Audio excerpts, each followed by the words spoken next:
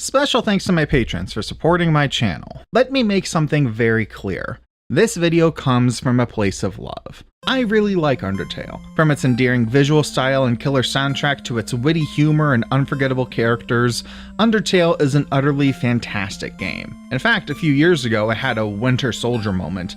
I don't know what the trigger was, but all of a sudden... My Undertale phase from 2016 came surging back.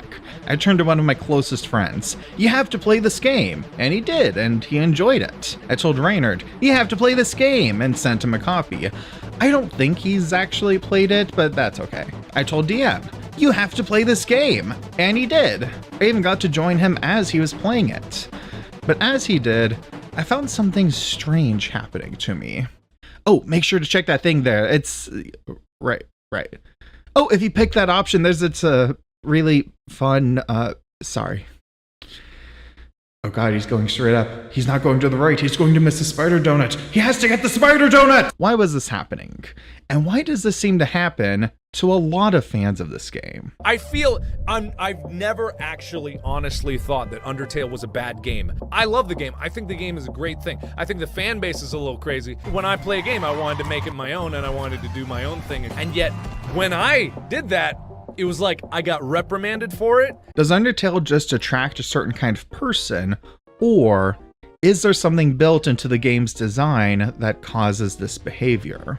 I believe there is. And the thing is, these factors aren't even bad design choices, but they end up overlapping into the perfect storm for backseat players to spring up. In fact, let's begin with one choice that I think is an overall positive to the game: the save system. Undertale lets you have one and only one save file at all times, and this becomes relevant to the story. Generally, a save point is a courtesy to the player, a mechanic that allows longer games to even exist at all. If I go charging through a first-person shooter level and die, I don't have to restart the whole game or even the whole level. I respawn at a checkpoint. It almost goes without saying that these deaths are not considered part of the story that's being told. But in Undertale, each death is canon to the storyline, both your death and the other characters. My friend organically encountered a perfect run through the opening where he accidentally killed Toriel and was mocked by Flowey. Upon reloading and sparing Toriel's life, Flowey reveals the terrible truth. And I can just remember him going, "He knows!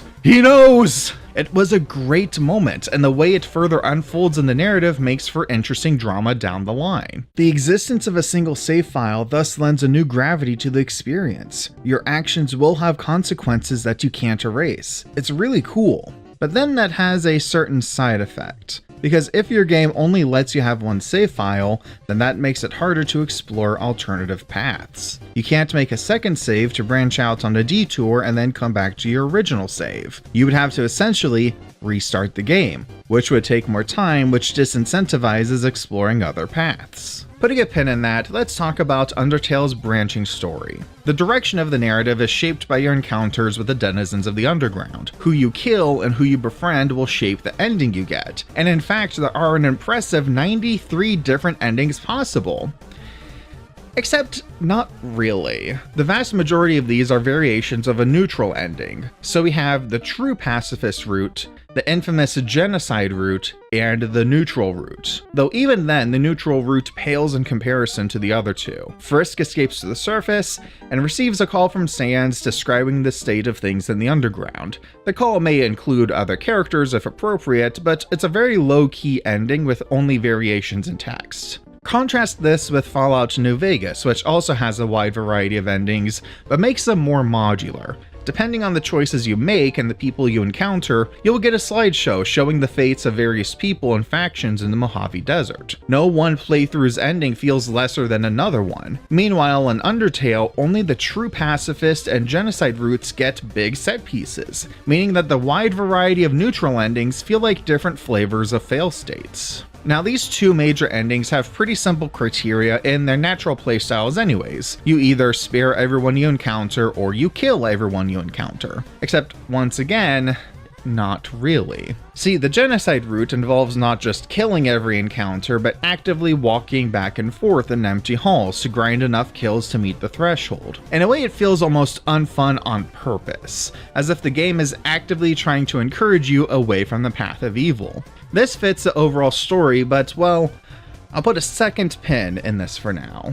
On the other hand, the true pacifist route requires extra steps. You have to save Undyne and then befriend her. Then you have to befriend Alphys too, that's a whole encounter. Then you have to complete a neutral route ending. And then from your save file that still loads in just before the climactic battle with Asgore, you have to then backtrack to Alphys's house again to complete the true lab encounter. Now combine this with what I said before about how the existence of a single save file makes it more difficult to go back to a previous point and try a different route. Suppose someone is trying a certain route, say the pacifist route, and they go through and they think they've done it, but they miss one critical step by accident. This is not a hypothetical. As DM was playing Undertale, he reached the part where he runs around Undyne and into Hotland.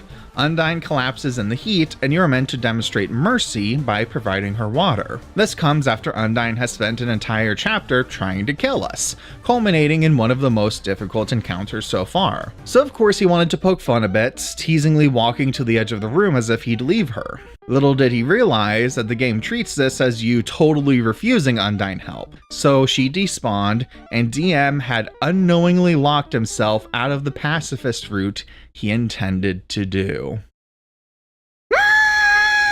On that note, I do have to say something. So far in this video, everything I've been saying hasn't been me criticizing Undertale. The game has a lot of strengths. Its characters, its emotional story, the endearing pixel art aesthetic, the music, the humor, the attention to detail. There is so much I love about Undertale. I don't really love Undertale for its gameplay. I wouldn't call it bad. I think the way different encounters unfold help to further characterize each monster outside of their dialogue. The game is never unfun. I just consider this the weakest aspect. It does feel a little repetitive at points. Have an encounter, figure out the right actions needed to befriend them while surviving the bullet hell. Spare them. Have an encounter, figure out how to befriend them. Spare them. Have an encounter, befriend them. Spare them. Or if you prefer, you just hit them with your weapon and then they die. Hearing that little begins to make me think, oh, I was just trying to pass through this room. Notice how one of the most common pieces of advice given is, make sure to buy the spider donut and keep it so you can skip the Muffet boss battle entirely. Bringing back what I was saying with the genocide route, the gameplay becomes more monotonous on purpose there, which again happens for a story reason, but at the same time, that doesn't stop it from being monotonous. I also think that the game does sometimes struggle with communicating to players what to do.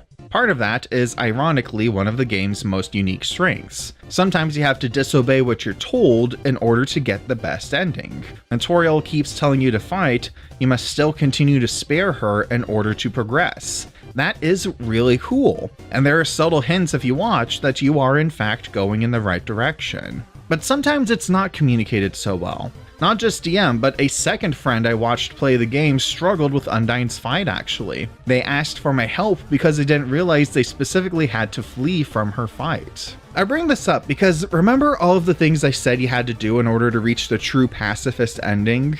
Well, the game does have a way to point you towards them. At the end of a neutral route, you engage in a fourth wall-breaking fight with Flowey for the fate of the world. You get a call from Sans, and then Flowey greets you and gives you direction on what to do to get closer to the true ending of a pacifist route. This is actually pretty handy and a useful guide as long as you haven't killed Flowey. Anyways, let me tell you about the time I killed Flowey. Bear in mind, this was my very first time playing the game, and this would have been early 2016, so the game was still relatively new. I was playing a pacifist run, and I had finally defeated Flowey after so many attempts. This terrifying, monstrous, evil little flower was helpless before me, and I tried to spare him. Each time I did, though, he refused it, and I grew less and less sure of myself. If you let me live, I'll come back. I'll kill you. I'll kill everyone. I'll kill everyone you love. And seeing that face and thinking about all the characters I'd come to love in the game, I panicked. For the first and only time in playing Undertale.